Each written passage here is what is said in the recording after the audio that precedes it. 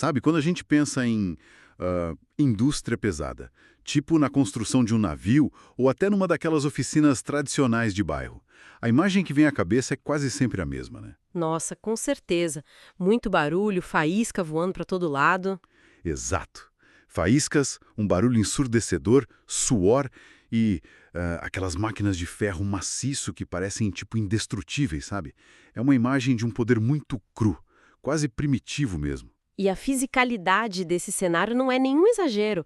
Até muito pouco tempo atrás, o ato de unir dois pedaços de metal exigia equipamentos tão massivos que muitas vezes era preciso instalar rodinhas de ferro fundido neles só para que dois adultos conseguissem arrastar a máquina de um canto para o outro da oficina. Pois é, uma verdadeira bigorna com cabos elétricos pendurados. Mas se a gente entrar numa oficina moderna hoje, ou até mesmo na garagem de alguém que faz projetos no fim de semana, aquele bloco imenso de ferro simplesmente desapareceu. Sumiu do mapa. Sim, ele foi substituído por uma caixinha leve com painéis digitais que honestamente se parece muito mais com um console de videogame, ou um amplificador de som do que com uma ferramenta industrial pesada. O que cria um paradoxo visual fascinante, sabe? Nós olhamos para essa caixa minúscula com uma alça de ombro como se fosse uma bolsa térmica e a realidade é que ela está literalmente derretendo aço maciço a milhares de graus Celsius. É insano pensar nisso. É a definição perfeita de que as aparências enganam. E é exatamente por causa desse paradoxo que estamos aqui hoje. Sejam bem-vindos a mais um mergulho profundo no nosso material. E o nosso tema de hoje é o mundo surpreendentemente complexo e até um pouco genial das máquinas de solda inversoras. Um tema que engana muita gente, aliás. Demais. E para não ficarmos apenas na superfície, nós mergulhamos em testes pesados de canais do YouTube como o Souls Eletro e o Hiperfair. Canais que realmente colocam essas máquinas no limite absoluto. Além de, claro, artigos técnicos de especialistas como Mérito Comercial, V8 Brasil e diversos guias de manutenção. A nossa missão aqui é pegar toda essa informação técnica e traduzir. Entender como a indústria pegou aquele monstro de ferro e o transformou em um computador capaz de soldar. Isso. E mais do que apenas entender essa evolução, a gente quer decifrar o porquê. Porque a tecnologia avançou rápido demais, né? E o mercado de ferramentas, infelizmente, se aproveitou disso para criar várias armadilhas de marketing. Exatamente. E sem entender a física básica por trás dessas placas eletrônicas, qualquer pessoa que vá comprar uma máquina dessas corre o risco de levar para casa algo que promete um mundo, mas entrega muito pouco na prática. O que faz dessa discussão algo vital.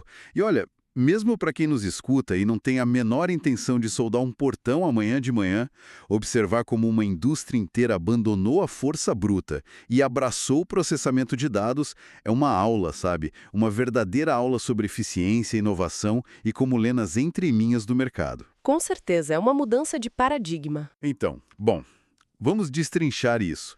Como exatamente a gente saiu de transformadores gigantescos que pesavam 30, 40 quilos para caixas de 4 quilos que cabem numa mochila escolar? Olha, a resposta está em um conceito chamado eletrônica de potência e, mais especificamente, em uma pecinha chamada IGBT. IGBT. Isso, que é a sigla para transistor bipolar de porta isolada. Para entender a mágica, a gente precisa olhar para o problema que existia no passado. Nos transformadores antigos, a máquina recebia energia da tomada de parede, certo? Essa energia pulsa a uma frequência muito baixa, 60 Hz. A energia normal de qualquer casa. Exato. E para converter essa energia bruta na corrente colossal necessária para derreter metal, as leis do eletromagnetismo exigiam, obrigatoriamente, um núcleo de ferro gigantesco e bobinas de cobre extremamente grossas e pesadas. Ah, então era uma questão de pura restrição física. Exatamente. Totalmente física. Precisava de muita massa para lidar com aquela frequência baixa, sem que tudo derretesse ou pegasse fogo. Sabe, eu gosto de pensar nessa transição fazendo uma analogia com as televisões. Para quem está acompanhando, a gente visualizar melhor. Os transformadores de solda antigos são exatamente como aquelas TVs de tubo da nossa infância. Nossa, ótima comparação. Pesadas, ineficientes, precisavam de 2 pessoas para carregar, ocupavam meia sala e esquentavam absurdamente porque desperdiçavam muita energia na forma de calor. Uma analogia excelente mesmo. E seguindo essa lógica, as máquinas inversoras são as TVs de LED modernas. E o que o IGBT faz para permitir essa redução de peso é brilhante. A máquina pega a corrente alternada da tomada, transforma em corrente contínua e, usando esses transistores, ela começa a ligar e desligar essa energia a velocidades absurdas. Velocidades do tipo o quê? Centenas de vezes por segundo. Muito mais. Estamos falando de picotar energia de 20.000 a até 100.000 vezes por segundo. Caramba! 100.000 vezes. Pois é. E ao acelerar essa frequência em milhares de vezes, o eletromagnetismo permite que o núcleo de transformação interno seja reduzido para o tamanho de um punho fechado. Uau! Então a velocidade absurda de chaveamento substitui a necessidade de massa física. Exato. O software e a velocidade substituem o ferro. E como resultado colateral maravilhoso disso tudo, ao fazer esse processo através de placas de circuito impresso com dissipadores de calor de alumínio, o peso despenca drasticamente e a eficiência sobe muito. E isso afeta o consumo de energia, certo?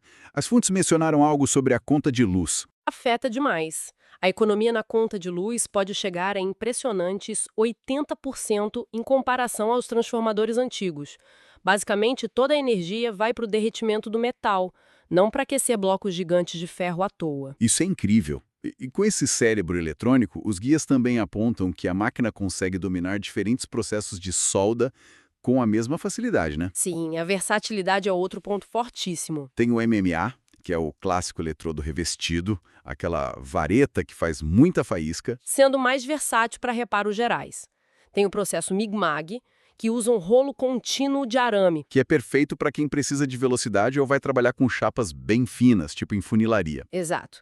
E, claro, o TIG, que parece mais um bisturi elétrico, sabe? Usado para dar aquele acabamento cirúrgico impecável em materiais mais chatos de trabalhar, como aço inox e alumínio. E o que permite que uma única máquina portátil realize processos tão distintos assim é puramente o software gerenciando a saída de energia. É programação. No entanto, essa dependência de placas de circuito e transistores microscópicos levanta uma questão muito prática. Que é exatamente o que eu ia te perguntar agora. Porque, pensa bem, se o cérebro da máquina parou de ser um bloco de metal estúpido e passou a ser uma placa de circuito super sensível, isso não torna a ferramenta incrivelmente frágil? É uma preocupação super válida. Porque uma oficina, um canteiro de obras, o chão de uma serralheria não são ambientes limpos. Tem pó de lixadeira voando, umidade, ferramentas pesadas caindo no chão toda hora? E é um ponto em que não se pode fechar os olhos. As análises técnicas que a gente consultou deixam claríssimo que houve sim uma troca. Uma máquina inversora não sobrevive ao mesmo nível de abuso físico de um transformador dos anos 80. Então, você não pode usar ela como apoio de porta. Definitivamente não. Não se pode jogar uma inversora na caçamba de uma picape no meio da chuva ou deixá-la soterrada em pó de cimento e esperar que ela ligue no dia seguinte.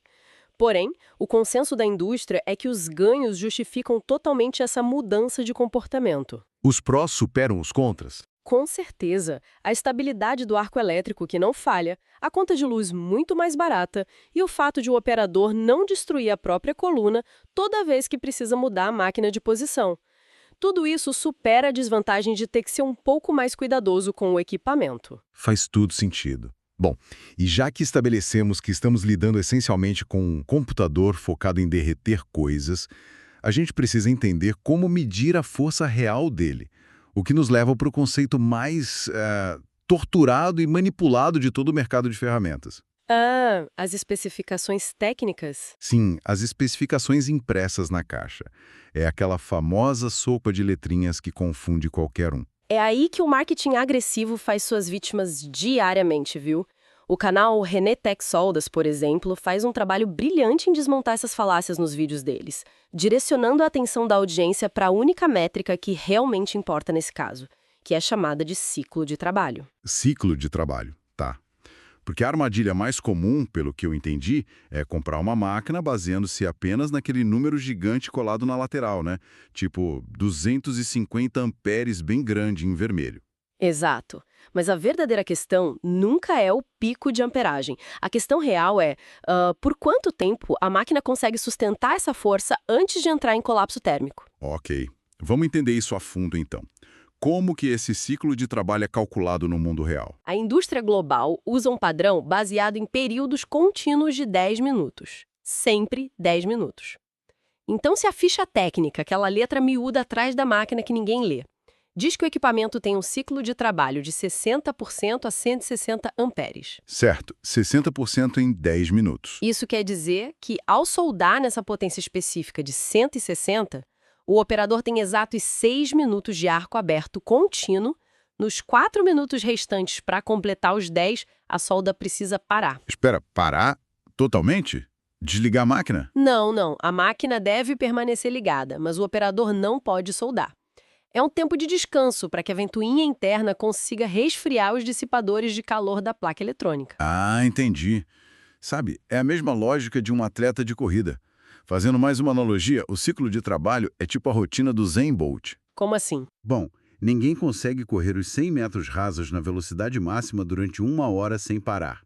O ciclo de trabalho é justamente a relação matemática entre o tempo de sprint e o tempo parado com as mãos nos joelhos recuperando o fôlego. Perfeito. Essa analogia capta o mecanismo de forma perfeita. E se a máquina tentar correr além do seu limite de temperatura, o que acontece? Ela explode. Não, ela não explode. Ela tem inteligência para isso. Ela acende uma luz de proteção térmica no painel e simplesmente desliga a corrente até esfriar. E o que torna as análises de mercado que a gente estudou tão importantes é descobrir como certas marcas usam esse momento do sprint para enganar o consumidor. Como as marcas super baratas, né? Exato. Os testes alertam muito sobre marcas extremamente baratas, muitas vezes importadas com nomes genéricos como Nakazaki, que prometem absurdos 250 amperes num chassi que é literalmente do tamanho de uma caixa de sapatos infantil. O que, vamos ser sinceros, desafia as leis da termodinâmica, certo? Completamente. Porque se alguém da nossa audiência vê uma máquina que custa quase nada, pesa 3 quilos, e diz entregar 250 amperes, a matemática do resfriamento simplesmente não bate. Não tem espaço físico ali dentro para um dissipador de calor capaz de lidar com a temperatura de 250 amperes reais e contínuos. Nem de perto. O que os testes práticos revelam é que esses 250 amperes são um pico momentâneo. A máquina talvez alcance isso por uma fração de segundo na hora de abrir o arco, mas ela jamais vai conseguir derreter um eletrodo grosso de forma contínua nessa amperagem. É como vender um carro dizendo que ele atinge 300 km por hora, quando na verdade ele só faz isso se for jogado de um penhasco, em queda livre. É bem por aí. É uma promessa vazia.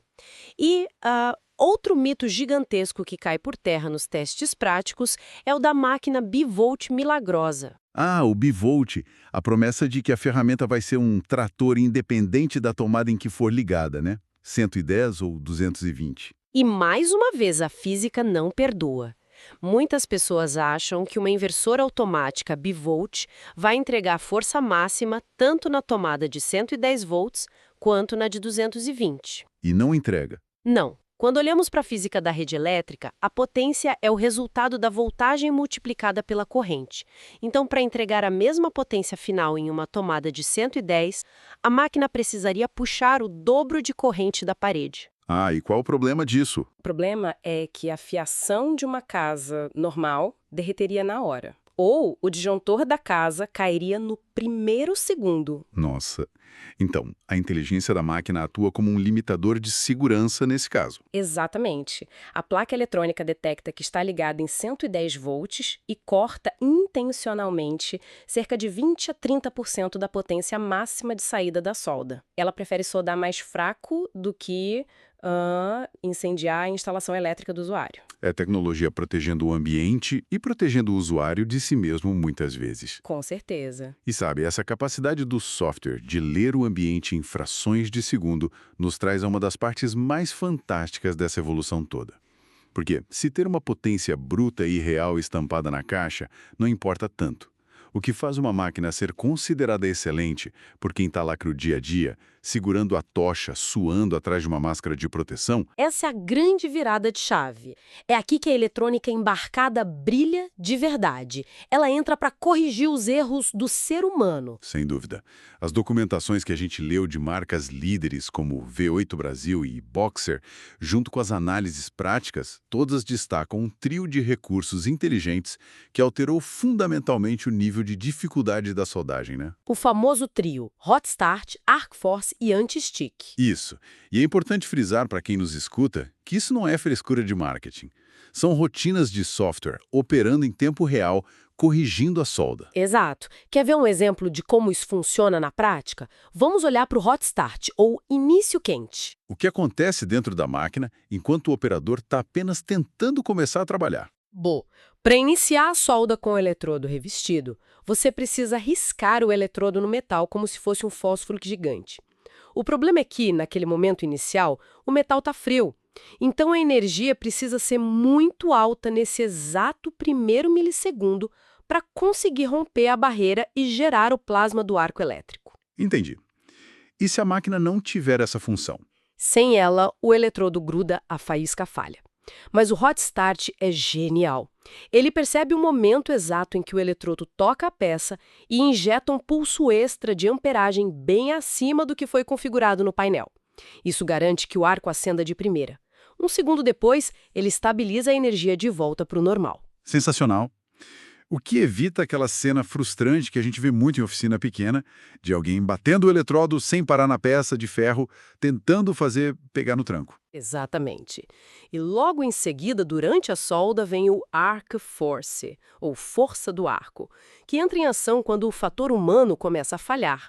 Porque ninguém tem uma mão de robô perfeitamente estável o tempo todo. Claro, a mão treme, a pessoa cansa. Pois é. Se a mão treme e o eletrodo se afasta um pouco demais da poça de metal derretido, a voltagem cai rapidamente. Sem a eletrônica, o arco elétrico simplesmente faria um som de puff e apagaria, no meio do cordão de solda. Mas aí o software entra em ação. Sim. Com o Arc Force, a máquina fica medindo a voltagem centenas de vezes por segundo. Quando ela detecta que o arco está se alongando e prestes a morrer por causa da mão trêmula, ela injeta uma corrente extra instantaneamente, só para manter o fogo aceso até que o operador corrija a distância. É uma compensação dinâmica. Como se fosse um tutor corrigindo a sua mão ali em tempo real. E por último a gente tem o anti-stick, né? Isso. O anti-stick age se a falha do operador for mais grave. Tipo se o eletrodo mergulhar de vez no metal e grudar. Isso cria um curto-circuito perigoso. Em uma máquina antiga, sem essa placa inteligente, esse eletrodo ficaria incandescente como uma resistência de chuveiro. Até derreter os próprios cabos da máquina ou pegar fogo em alguma coisa. Exato. Mas a inversora percebe o curto quase antes dele acontecer de fato. A placa lê o travamento e corta a corrente a zero quase que imediatamente. O eletrodo esfria na hora e basta o operador dar uma torcidinha de leve com a mão para soltar da peça, sem drama nenhum. Eu sempre ilustro essas três funções pensando nos assistentes de direção de um carro muito moderno, sabe? Como assim, tipo controle de tração? Isso, pense no controle de estabilidade, nos freios ABS ou no assistente de partida em rampa. O motorista ainda é quem segura o volante, ele precisa saber o básico de como dirigir e como se portar no trânsito. Mas a tecnologia toma essas microdecisões invisíveis que impedem o carro de morrer na ladeira ou de rodar uma curva molhada. É uma dinâmica muito parecida mesmo. O software mascara as pequenas imperfeições humanas. E vale notar que, apesar de parecer uma ferramenta projetada apenas para ajudar iniciantes de garagem, os testes mais duros mostram que os profissionais puristas da velha guarda também acabam se rendendo a isso. Sério? Eu imaginava que os puristas iriam torcer o nariz para tanta assistência eletrônica. No começo, sim, mas a realidade bate à porta. Porque numa jornada de 8 horas de trabalho, lá pelas 4 da tarde, os braços pesam. A fadiga bate forte. O Arc Force acaba salvando dezenas de cordões de solda de um profissional cansado no fim do expediente.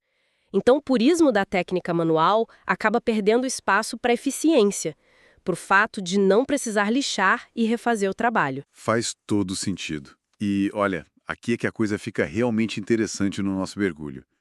Nós sabemos a teoria. Já entendemos o ciclo de trabalho e os assistentes eletrônicos. Mas o que acontece quando pegamos tudo isso e colocamos no triturador da vida real? A vida real é onde a teoria chora. Né?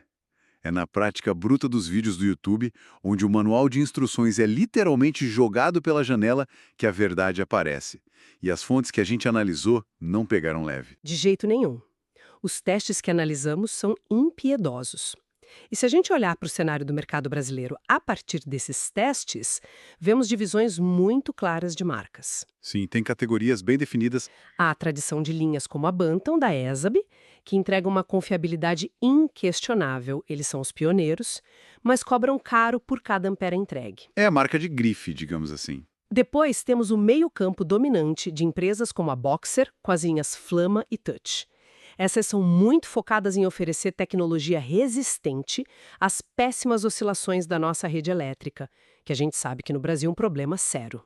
É um ótimo custo-benefício. E aí tem o extremo oposto, né? Sim, no extremo focado exclusivamente em custo, temos equipamentos de entrada como as marcas Kendi e Vulcan. E o teste que o canal Souza Eletro fez com a Kendi SS200 foi uma verdadeira revelação sobre a importância de alinhar a nossa expectativa. Foi um teste brutal. O que eles mostraram é que a Kendi age como um trator rústico. Ela não tem painéis lindíssimos com telas de LCD, ela corta funções refinadas como o processo TIG.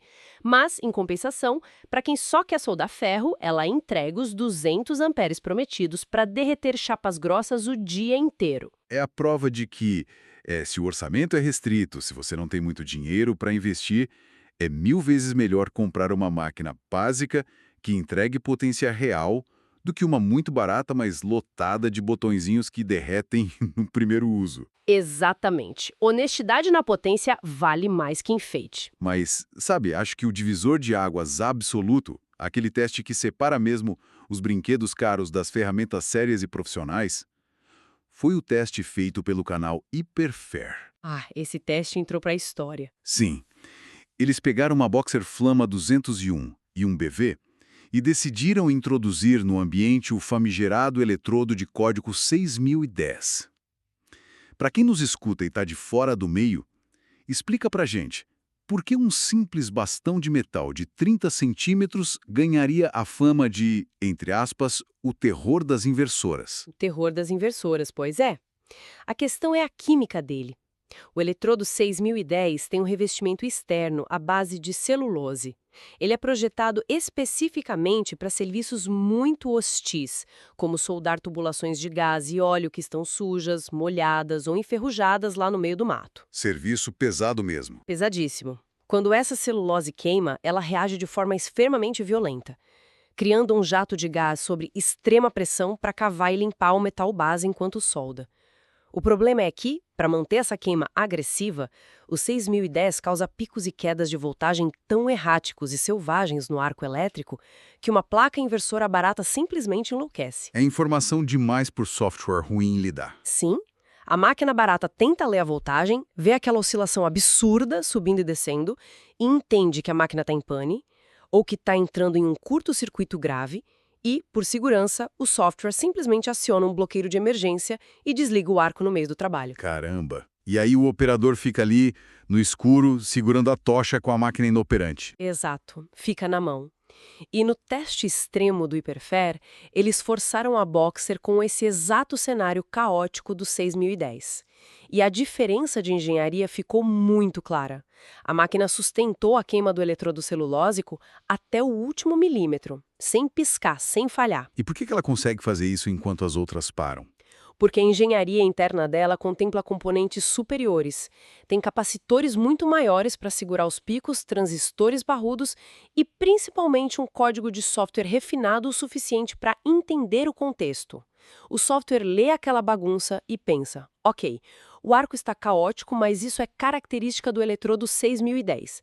Não é uma falha do sistema. Injete mais força e mantenha o plasma aceso. É a grande ironia do mercado, sabe? Você vê duas máquinas de marcas diferentes na prateleira, uma custando R$500 e a outra R$1.500. As duas estampam 200 amperes bem grande na caixa de papelão. E o cliente não entende a diferença de preço. Pois é. Mas a diferença de R$1.000 está justamente nesse algoritmo silencioso e na robustez dos componentes que impedem o equipamento de desistir quando o trabalho fica feio de verdade. É o preço da verdadeira confiabilidade profissional. Bom, digamos que quem nos escuta fez a pesquisa direitinho Evitou a armadilha do marketing barato e comprou o equipamento certo, robusto e com um ciclo de trabalho honesto. A máquina chegou na oficina. Como garantir que esse investimento suado não se transforme num peso de papel eletrônico caríssimo depois de, sei lá, 6 meses de uso? É uma excelente pergunta. Por quê? Voltando ao que a gente falou no início, essas máquinas não são blocos maciços de ferro à prova de bombas. Não são. Elas são laptops de alta performance disfarçados de ferramentas de trabalho. E cruzando os vários guias de manutenção com a nossa experiência de leitura dos casos de campo, fica evidente que os maiores vilões na quebra dessas máquinas não são o uso excessivo de força bruta. Não é soldado demais que quebra elas. Não, são inimigos muito mais silenciosos: pó e calor. Pensa bem, a ventoinha interna de uma inversora é incrivelmente forte para dar conta do resfriamento dos chips, né? Ela acaba funcionando, na prática, como um aspirador de pó superpotente. Ah, imagino. E numa serralheria o que mais tem é pó. Exato. Se alguém estiver usando uma esmerilhadeira lixando ferro a 1 metro de distância da inversora, toda aquela nuvem densa de limalha de ferro suspensa no ar é sugada para dentro da máquina na mesma hora. E a gente aprende na escola que pó de ferro conduz eletricidade, né? Quando essa poeira se assenta lá dentro, em cima dos microchips e dos resistores da placa verde, ela deve criar minúsculas pontes elétricas onde não deveria haver caminho nenhum para energia. É o cenário do desastre. Um curto-circuito em miniatura acontece na placa-mãe e a máquina morre na hora. Outro dado alarmante dos guias de manutenção aponta que quase um terço das buscas por consertos de inversoras esbarra em um problema simples, mas muito catastrófico, que é a falha na própria ventoinha. A ventoinha para de girar. Sim, o ambiente sujo, com pó de cimento ou terra, entra no eixo da ventoinha e trava as hélices. Ela para de girar, mas a máquina continua ligada e soldando. E como o operador geralmente usa abafador de ouvido ou a oficina é barulhenta, ele não percebe o silêncio da ventoinha quebrada. O calor lá dentro deve subir exponencialmente. O calor não tem para onde escapar. Os componentes internos ficam tão quentes que eles literalmente dessoldam. O espanho derrete e as peças caem da placa. E além do pó, tem, claro, a qualidade da energia. A falta de um aterramento adequado na tomada da oficina causa flutuações e picos de tensão que destroem qualquer eletrônico. O que nos leva a uma historinha muito interessante, presente em um dos guias de defeitos comuns que a gente leu, e que ilustra perfeitamente o drama da manutenção e essa mudança de mentalidade necessária. É a história do soldador João. O roteiro de terror de qualquer oficina. Totalmente. O cenário é clássico, muita gente vai se identificar. O João está no meio de um projeto super importante, prazo apertado para o cliente, faíscas voando, um ritmo de produção intenso. E, de repente, ele escuta um estalo baixo e silêncio absoluto. Nossa, o coração até para nessa hora. A máquina simplesmente para. Ele levanta a máscara, tenta encostar o eletrodo no ferro, risca 1, 2 vezes e nada de abrir o arco elétrico. Nenhum ruído. As luzes frontais do painel podem até estar acesas, mas a máquina virou um tijolo. Um tijolo que brilha. É um momento de desespero onde a mente de quem trabalha com isso corre direto para o pior cenário possível. Exatamente. O suor de repente esfria. Todo mundo na oficina já começa a fazer as contas do prejuízo mentalmente. Ah, a placa central de processamento fritou. Eles olham para aquela caixinha imaginando um rombo de 800, R$ 1.000 para arrumar. E o tempo perdido e o cliente reclamando. A culpa quase sempre cai logo na fragilidade da tecnologia moderna, entre aspas. Ah, porque no meu tempo as máquinas não quebravam. É bem isso que falam. Mas a história muda quando o João não entra nesse pânico cego e decide investigar a máquina com uma chave de fenda e um multímetro, antes de jogar o equipamento no lixo. E o que ele descobre quando abre o chassi? Ele abre esperando ver um chip carbonizado, aquela fumaça preta, mas não há cheiro de queimado nenhum. Em vez disso, seguindo os trilhos de energia com atenção, ele encontra a verdadeira causa: um minúsculo fusível de vidro. Um fusível? A peça mais barata da máquina? A rede elétrica da rua deu um pico de tensão repentino, e a engenharia de segurança da máquina fez exatamente o que deveria fazer. O fusível se sacrificou, estourando para impedir que a voltagem letal chegasse à placa principal. Um mecanismo de defesa perfeito. Sim, e foi um conserto que custou algumas moedinhas de R$ 1 na loja de eletrônica da esquina. e apenas 10 minutos de trabalho com uma chave Phillips.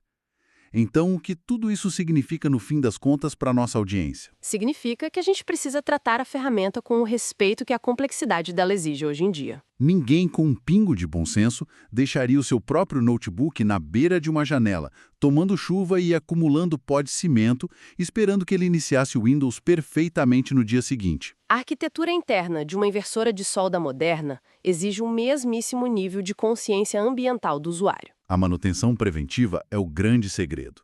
Coisas simples, como abrir a tampa da máquina a cada poucos meses, passar um pincel seco e muito suave na placa para tirar a poeira grossa, usar um jato de ar comprimido com pressão bem moderada para expulsar a limalha de ferro dos cantos. Verificar se as conexões das garras não estão oxidadas. Exato! Tudo isso deixa de ser um detalhismo bobo de gente perfeccionista e se torna a linha divisória exata entre ter uma ferramenta maravilhosa que gera lucro por 10 anos seguidos e ter uma sucata eletrônica prematura. E a adaptação forçada da oficina pesada para o século XXI. Bom, e para resumir essa nossa jornada toda de hoje, fica muito claro que a revolução das inversoras e da tecnologia IGBT democratizou o poder de construir coisas. Sem dúvida.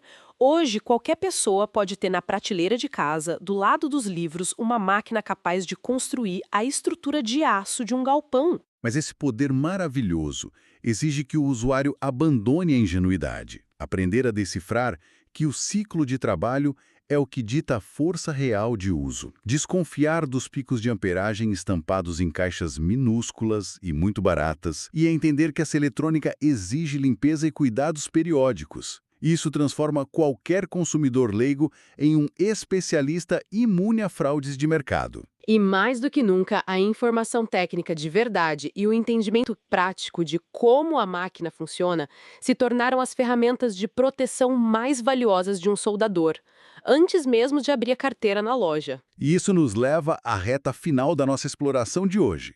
Mas antes de irmos, eu quero deixar uma faísca final para acender a imaginação de quem nos acompanhou até aqui, baseada em tudo que a gente leu e discutiu sobre processamento em tempo real. O que você tem em mente? Bom, nós discutimos longamente como essas máquinas atuais não são mais agentes passivos. Elas não só fornecem energia, elas já tomam microdecisões o tempo todo através do software. Elas cortam a corrente para o eletrodo não grudar, elas aumentam a força se a mão do operador tremer, se adaptam até aos comportamentos mais caóticos de um eletrodo agressivo. Sim, elas já estão, de certa forma, interpretando o ambiente físico externo e compensando as nossas deficiências humanas. E aí é que tá. O que nos empurra para um cenário provocativo que não estava nas fontes, mas é a consequência lógica de tudo isso. Até que ponto no futuro próximo nós continuaremos valorizando, ou sequer precisando, da destreza manual cirúrgica de um operador humano de solda? Nossa, isso é um ponto excelente! Se o poder de processamento interno dos chips continuar avançando nessa curva que a gente está vendo, é muito provável que em alguns anos o foco da compra de uma máquina não seja mais quantos amperes brutos ela suporta, mas sim quão inteligente é o modelo de inteligência artificial embarcado nela. O software vai ser o grande diferencial. Mais ainda. Imagina só um equipamento que no futuro será capaz de ler a posse de fusão milímetro a milímetro, talvez através de sensores ópticos e térmicos na própria tocha, e aí a própria máquina altera ativamente a polaridade, a penetração, a velocidade e o formato do arco. Tudo para entregar uma solda com qualidade de raio-x impecável, independentemente de quão trêmula ou inexperiente seja a mão do humano que segura a ferramenta. O operador vai passar a ser apenas o suporte físico para uma IA trabalhar. Nós começamos o dia de hoje lembrando que a soldagem já foi sinônimo de músculos grandes, peso absurdo e força bruta dominando o ferro em brasa. Mas o futuro nos diz que o domínio sobre o metal não vai depender mais da estabilidade dos músculos de ninguém, e sim da genialidade silenciosa de um código de computador rodando dentro de uma caixinha limpa em cima da sua mesa. Uma revolução invisível e impressionante. Fica essa reflexão sobre o futuro da criação manual para todos que nos acompanham. Muito obrigado pela companhia em mais esse mergulho. Revisem as configurações e os seus ciclos de trabalho. E até a próxima exploração.